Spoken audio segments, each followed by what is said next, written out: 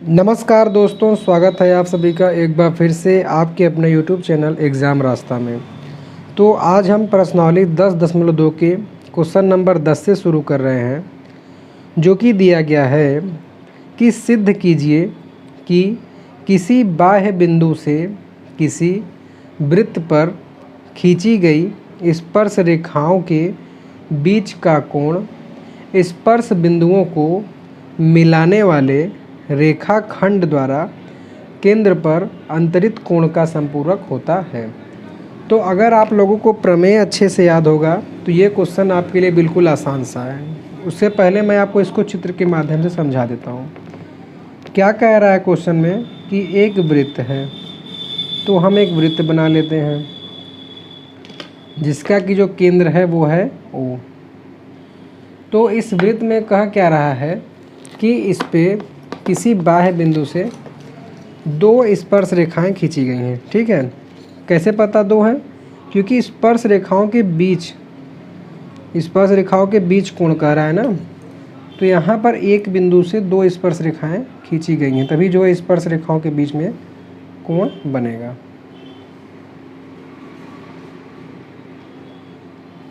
तो क्वेश्चन में यही कह रहा है कि ये जो कोण बन रहा है स्पर्श रेखाओं के बीच, जिसको कि हम बिंदु P मान लेते हैं, कोण स्पर्श बिंदुओं को मिलाने वाले रेखाखंड, मतलब कि स्पर्श बिंदु इस कंडीशन में ये हो जाएंगे, ये मान लेते हैं ये A और ये कह रहा है B। तो इनको मिलाने वाला रेखाखंड, तो इसको मिलाएंगे कैसे? तो बिंदु B से बिंदु O को मिला देंगे और बिंदु O से बिंदु A को मिला देंगे। तो देखिए ये दोनों अलग अलग रेखाखंड OB और OA को मिलाने वाले रेखाखंड द्वारा केंद्र पर अंतरित कोण, मतलब कि इस वाले कोण का संपूरक होता है। संपूरक का मीन्स क्या हुआ कि जब हम इस वाले कोण और इस वाले कोण को जोड़ेंगे तो 180 डिग्री होना चाहिए। यही हमको सिद्ध करना है। क्वेश्चन में कुछ दिया है नहीं, तो हम डायरेक्ट जो सिद्ध करना है उसको लिख लेते हैं कि सिद्ध करना है। शॉर्ट में लिखते हैं कि कोण P प्लस केंद्र वाला कोण O बराबर 180 डिग्री, जिसका मतलब क्या होता है? संपूरक कोण। और यही अगर 360 डिग्री होता तो उसका नाम कुछ और हो जाता। कमेंट बॉक्स में लिख के बताइएगा। अब आते हैं जो हमको सिद्ध करना है उपपत्ति पे। तो देखिए, जैसा कि हम लोगों ने प्रमेय 10.1 पढ़ा भी था कि बाह्य बिंदु से खींची गई स्पर्श रेखा पर त्रिज्या क्या होती है? लंब होती है। तो OA और OB त्रिज्या है और ये स्पर्श रेखा है तो उस पर लंब होगी। तो उसी के अनुसार हम कर लेते हैं। देखिए पहले चित्रानुसार हम जानते हैं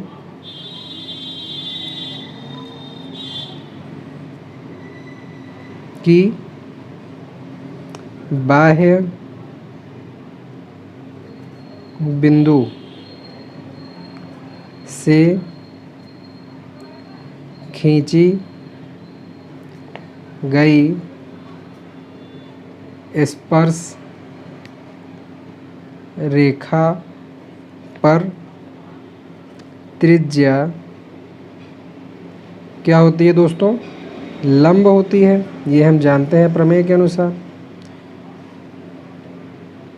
तो इसलिए क्या है यहाँ पे? ये वाली त्रिज्या OA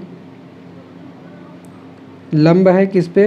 PA पे, तथा दूसरी त्रिज्या जो है OB वो लंब है उसी के अनुसार PB पे। तो क्या हो जाएगा? अतः कोण, जब ये वाला लंब है तो यहाँ से कोण A बराबर हो जाएगा 90 डिग्री, और जब OB लंब है तो इसलिए कोण B बराबर हो जाएगा 90 डिग्री। अब देखिए, तीन बिंदुओं से मिलकर बनता है त्रिभुज, लेकिन यहाँ हम देख रहे हैं अलग अलग रेखाखंड था ना, तो ये हो गया 4 बिंदु। तो 4 बिंदु से मिलकर क्या बनेगा? चतुर्भुज।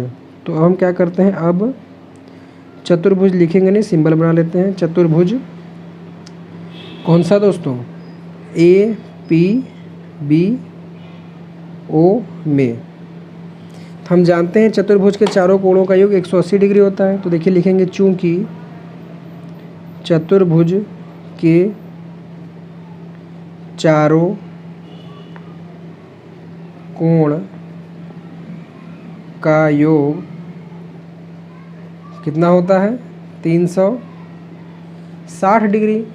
और जब ये 360 डिग्री है तो चारों कोणों का नाम लिख लेते हैं। इसलिए कोण ए प्लस कोण पी प्लस कोण बी प्लस कोण ओ बराबर हो जाएगा 360 डिग्री। जैसा कि कोण ए और बी का मान हम जानते हैं तो इसको लिख लेते हैं। कोण ए की जगह 90 डिग्री प्लस कोण पी और कोण बी की जगह 90 डिग्री प्लस कोण ओ बराबर 360 डिग्री। तो यहाँ से हमको कोण पी और कोण ओ का मान तो ज्ञात है नहीं, तो उसको हम ऐसे लिख लेते हैं बराबर 360। और ये वहाँ से 90 और 90 जुड़ के 180 हो जाएंगे, इधर प्लस में है तो जब इसको हम इस साइड भेजेंगे तो ये माइनस में हो जाएंगे। तो होगा क्या कि कोण P प्लस कोण O बराबर हो जाएगा 180 डिग्री, जो कि हमको सिद्ध करके दिखाना था संपूरक कोण, और ये हमारा सिद्ध हो गया। अब हम क्वेश्चन नंबर 11 देखेंगे, जिसमें कि दिया गया है कि सिद्ध कीजिए कि किसी वृत्त के परिगत समांतर चतुर्भुज समचतुर्भुज होता है। मतलब कि इस क्वेश्चन में कहा क्या रहा है, परिगत का मतलब हुआ कि वृत्त के चारों ओर। तो पहले इसको हम चित्र के माध्यम से समझते हैं कि इस क्वेश्चन में कह रहा है कि जैसे हम मान लेते हैं कि ये एक वृत्त दिया गया है, ये एक वृत्त दिया गया है और इसका केंद्र क्या है, मान लेते हैं कि इसका केंद्र है O, और इसके चारों तरफ जो है एक चतुर्भुज बना हुआ है। तो हम इसके चारों तरफ एक चतुर्भुज बना लेते हैं। मैं रफली बना रहा हूँ समझाने के लिए, आप इसको अच्छे से बना लीजिएगा। तो इस तरीके से हम इसके चारों तरफ एक चतुर्भुज बना लेते हैं।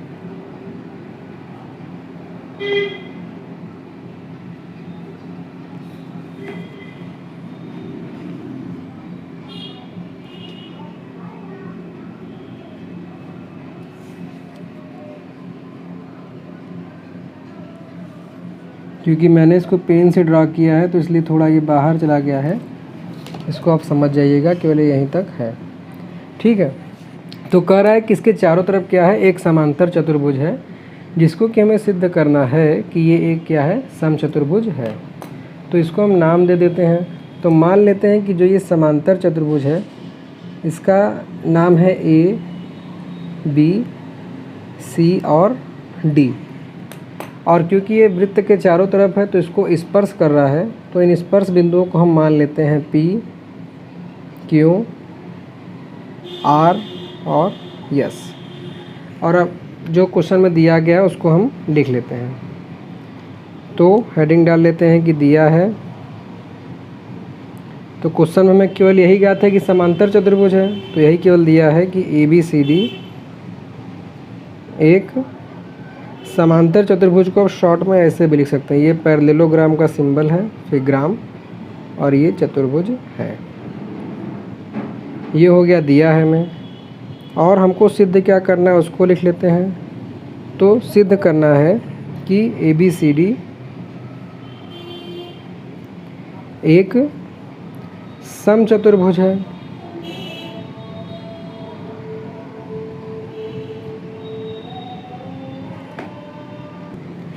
अर्थात AB बराबर BC बराबर CD बराबर DA हमको सिद्ध करना होगा। क्योंकि देखिए जब चतुर्भुज समांतर होता है तो उसमें चारों भुजाएं एक दूसरे के समांतर होती हैं, लेकिन सम्मुख भुजाएं एक दूसरे के बराबर होती हैं। और वही जब हम समचतुर्भुज में आते हैं तो उसमें चारों भुजाएं एक दूसरे के बराबर होती हैं। यही हमको सिद्ध करना है। तो आइए अब हम आते हैं उपपत्ति में, मतलब कि प्रूफिंग में। तो उपपत्ति में देखिए, जैसा कि ये एक वृत्त है और इसके बाहर एक बिंदु A है, तो हम जानते हैं कि बाह्य बिंदु से किसी वृत्त पर जब स्पर्श रेखाएं खींची जाती हैं तो बराबर होता है। तो इसी आधार पर यहाँ AP बराबर हो जाएगा AS के। देखिए वही चित्रानुसार AP बराबर क्या हो जाएगा AS। कारण इसका दिखा दीजिए कि बाह्य बिंदु से वृत्त पर खींची गई स्पर्श रेखा बराबर होती है। तो ये हो गया इसका कारण, इसलिए बराबर होती हैं। और इसको हम मान लेते हैं क्या, समीकरण 1। अब इसी प्रकार हम देख रहे हैं कि चतुर्भुज के 4 बिंदु हैं, तो चारों बिंदु से अलग अलग स्पर्श रेखाएं खींची जाएंगी। तो इसी प्रकार जब बिंदु B के संदर्भ में हम देखेंगे तो यहाँ पर हो जाएगा BP बराबर BQ के, और इसको मान लेते हैं समीकरण 2। और इसी तरीके से बिंदु C से CQ या CR बराबर हो जाएगा CQ के, और बिंदु D से जब हम देखेंगे तो यहाँ से हो जाएगा DR बराबर किसके, DS के। तो ये हो गया समीकरण 1, 2, 3, 4।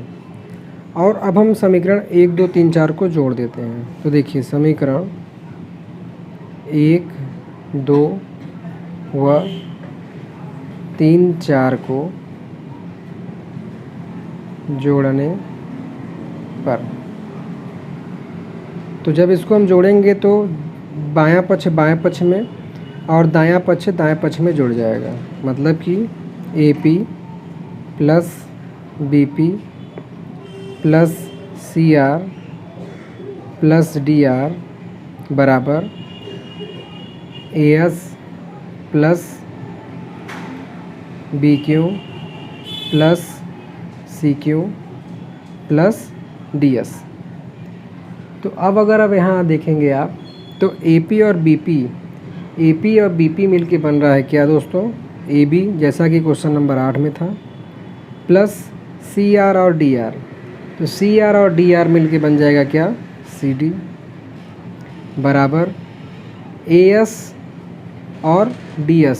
तो इसको और इसको जब मिला देंगे तो ये हो जाएगा AD प्लस BQ और CQ मिलकर हो जाएगा BC। तो इस तरीके से सम्मुख भुजाओं को हम जोड़ दिखा दिए। तो इसको हम मान लेते हैं अगला समीकरण 5।